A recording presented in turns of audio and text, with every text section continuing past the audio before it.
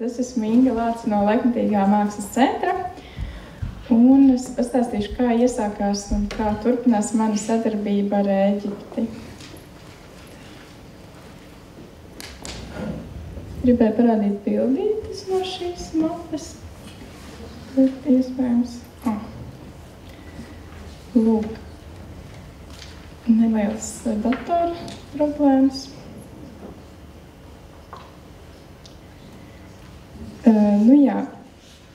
Tātad par sadarbību ar arābu valstīm kultūras jomā es sāku domāt tad, kad es redzēju, ka ir iespēja pieteikties jaunā programmā Tandem Šamu, kas ir programma Eiropas kultūras menedžeriem no arābu valstīm, un lai kopā veidotu sadarbības projektus. Tātad es pieteicos, pirmā mūsu tikšanās bija Tunisijā, kur caur dažādām metodēm, viena no tām arī speed dating un neformālām sarunām, mēs atradām partneri, ar ko mēs gribētu veikt tālāko projektu.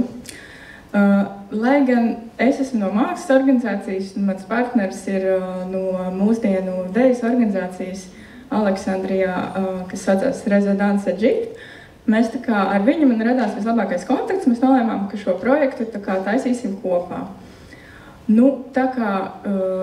Māksla deja, tas ir labi priekš starpdisciplināru projektu, bet likās, ka vajadzētu iesaistīt vēl kādu disciplīnu, kas dod tam visam tā kontekstu vai kaut kā, kas varētu būt tāds saistošais elements gan starp Latviju un Rīgu un Aleksandriju, gan ar abām šīm disciplīnām. Tad mēs nolēmām iesaistīt arī arhitektūru.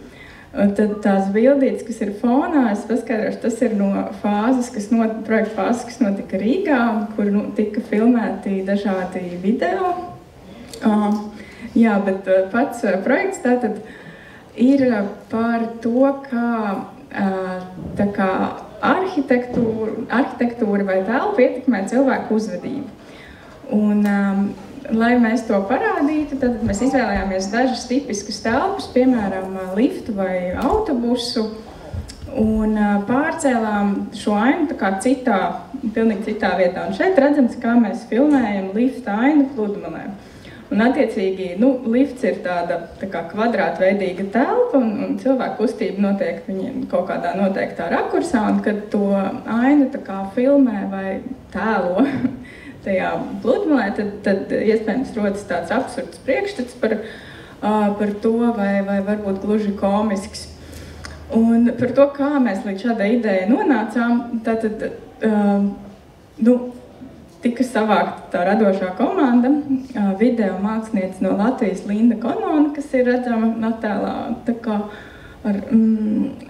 arhitekts Toms Kokins, un horeogrāfs no Ēģiptes savukārt Muhameds Fots.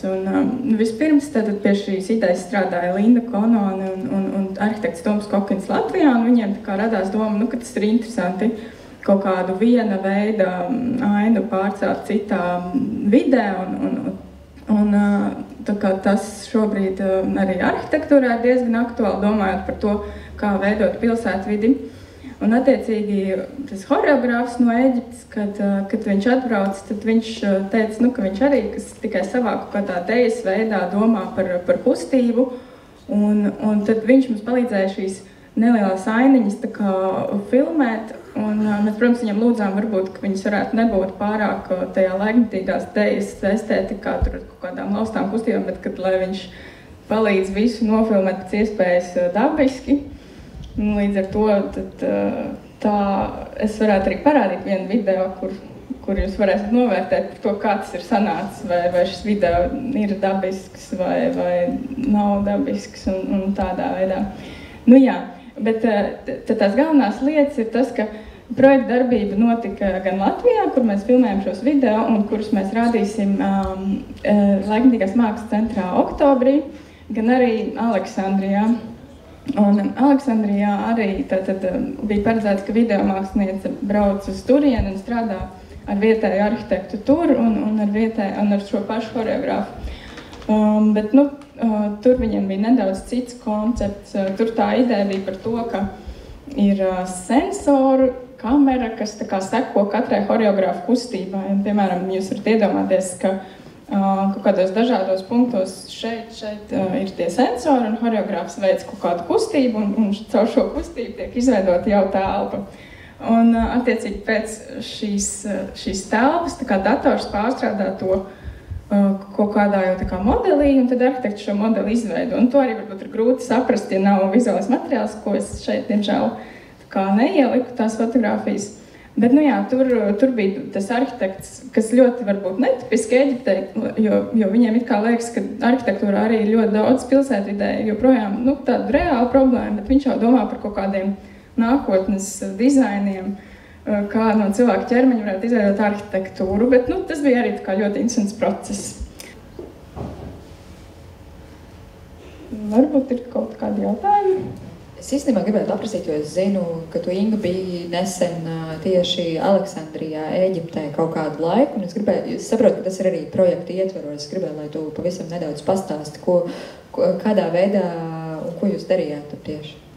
Nu jā, tad Aleksandrijā principā notika tā Aleksandrijas fāze, par ko es nedaudz stāstīju, mēģinot izstāstīt šī objekta tapšanu, tā kā kad tur bija tas arhitekts jau bija sācis strādāt pie konstrukcijas, kas tika veidota pēc horeogrāfa kustībām. Un tad šī konstrukcija, tieši tad, kad es biju klāt, tad viņš tā kā beidz taisīt to konstrukciju, viņš viņu apvilka ar audumu, un tad horeogrāfs ap šo konstrukciju dejoja. Un tā bija tā performance dejā ap objektu.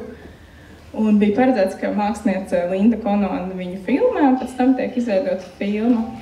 Ir tā, ka man, piemēram, šī performance nelikās varbūt tik ļoti kaut kā, tā kā vērtīga mākslinieckā ziņā, bet man liekas, ka tieši tas Hartems, kas ir arābu projekta daļas tā kā vadītājs, viņš pilnīgi noteikti zināja, kas ir nepieciešams tai viņa auditorijai, jo visi studenti, jo tas notika tā kā mākslas fakultātē, visi tā kā tās fakultātes studenti, kas bija atnākuši, viņi bija ļoti priecīgi un uzdeva jautājumus. Un, protams, arī tas, ka tur bija es no Latvijas, tas arī izraisīja pilnīgu sajūsmu. Un, jā, galvenokārt mēs vienkārši turpinājām strādāt pie tā projekta. Un tas, ko vēl, tas jau paliek tāds brīvais laiks. Es principā mēģināju iepazīties arī ar citām organizācijām, jo tā kā es jau minēju, kad man vairāk interesēta sadarbība ar vizuālās mākslas organizācijām. Un kad šī programma, tas Tandem Šaml, vairāk bija tā kā tāda platforma un tāds izmēģinājums, un tad vienkārši iepazīt tālāk to visu pārējo kultūras mākslas scēnu. Labi, tad pagaidām es domāju, ka liels paldies par šiem pieredzes stāstiem. Es domāju, ka tas tāds labs iedrošinājums īstenībā, ka trakajiem pieder pasauli, dažreiz vienkārši vajag darīt, un tad arī izdodas.